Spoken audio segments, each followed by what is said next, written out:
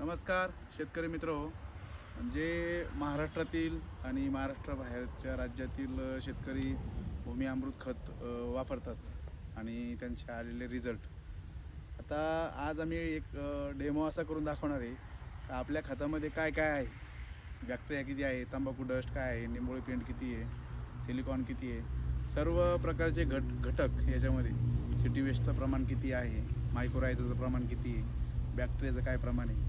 तर तुम्ही म्हणता सर हे कसं ओळखायचं, याला ओळखण्यासाठी भरपूर अशा मार्केटमध्ये कंपन्या आल्या की त्या ऑर्गॅनिक मॅन्युअरच्या नावाखाली फसवतात आणि काहीतरी एक वेगळंच भरून ब्रँड तयार करून टाकतात. पण आज जे आपलं भूमी अमृतचं जे नाव आहे ते खूप चांगल्या पद्धतीनं आहे.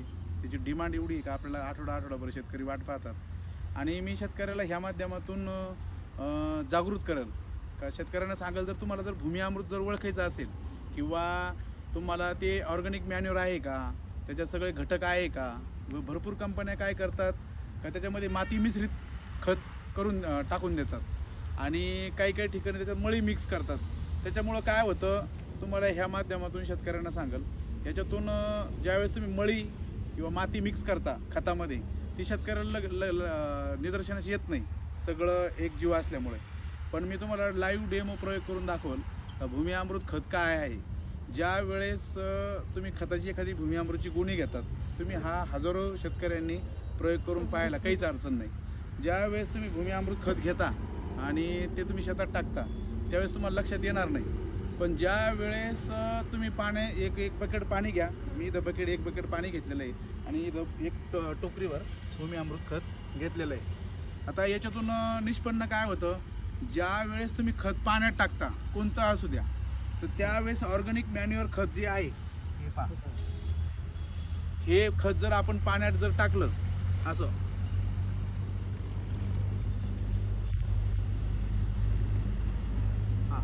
आता याच्यातून निष्पन्न जवळ येऊन दाखवा सर.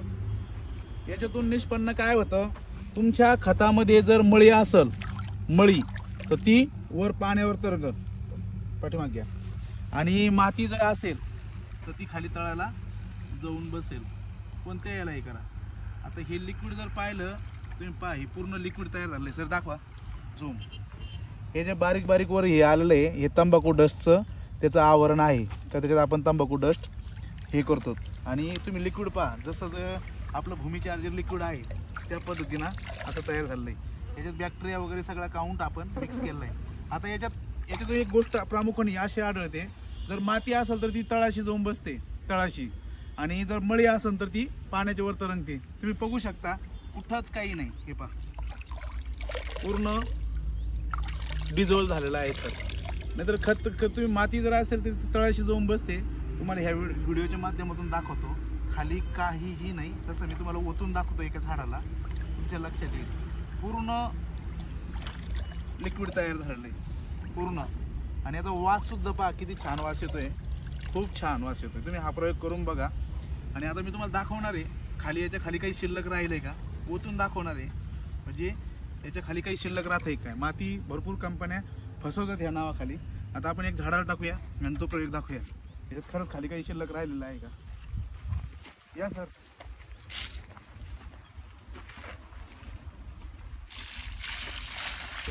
एवढं प्युअर खत आणि तुमचा खर्च पण वाचतो सगळ्यात महत्त्वाचं.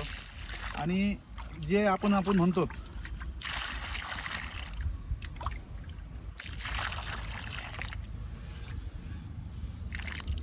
खाली काही शिल्लक राहिलं का, म्हणजे सांगायचं तात्पर्य याच्यातून हे आहे शेतकरी मित्र, जे आपण खत बनवतो ते ऑर्गॅनिक मॅन्युअरमध्ये हे खूप प्युअर खत आहे.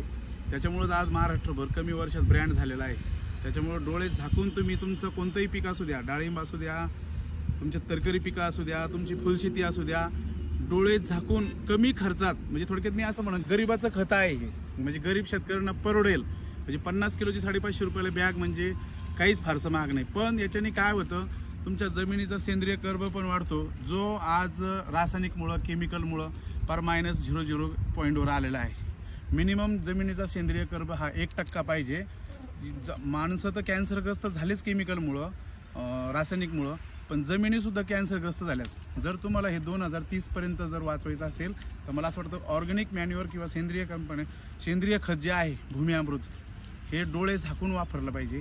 ह्या माध्यमातून हाच उद्देश आहे आणि हीच जनजागृती आहे. आणि खताला मी आज प्रयोग करून दाखवायचं हीच गोष्ट आहे का तुम्हाला खत ओळखता आलं पाहिजे. नाहीतर भरपूर कंपन्या अशा आहे का काहीतरी त्याच्यात भरून देतात आणि ते यूट्यूबच्या माध्यमातून सोशल मीडियाच्या माध्यमातून तुम्हाला ते वापरायला लावतात. पण तसं काही नाही. तुम्हाला हा प्रयोग दाखवलेला आहे. ज्यावेळेस तुमच्याकडे खत येतं त्यावेळेस तुम्ही हा पाण्यात टाकून खत बघा, चेक करा का तुम्हाला त्याच्यानंतर त्याच्यानुसार तुम्हाला त्याची क्वालिटी कळेल.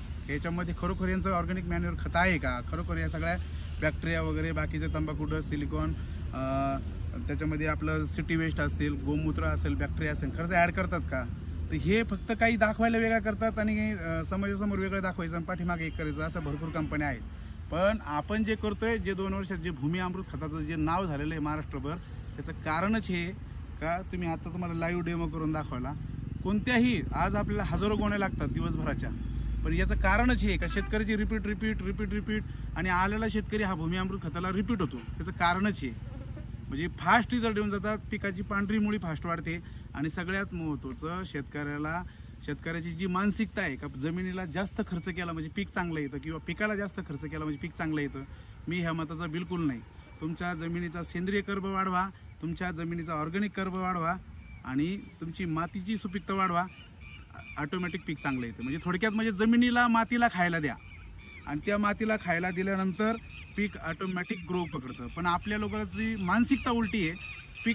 पहिलं पीक पेरतात, लावतात, काय असेल ते, आणि त्याच्यानंतर ते वरती आल्यानंतर त्याला स्प्रे, मग ते काय टाकीत असतील रासायनिक केमिकल, याने तुमच्या पिकाचं ॲव्हरेज पण कमी होतं, तुमच्या जमिनीचा सेंद्रिय पण कर्ब कमी होऊन जातो. तुम्ही आजच जागरूक झालं पाहिजे.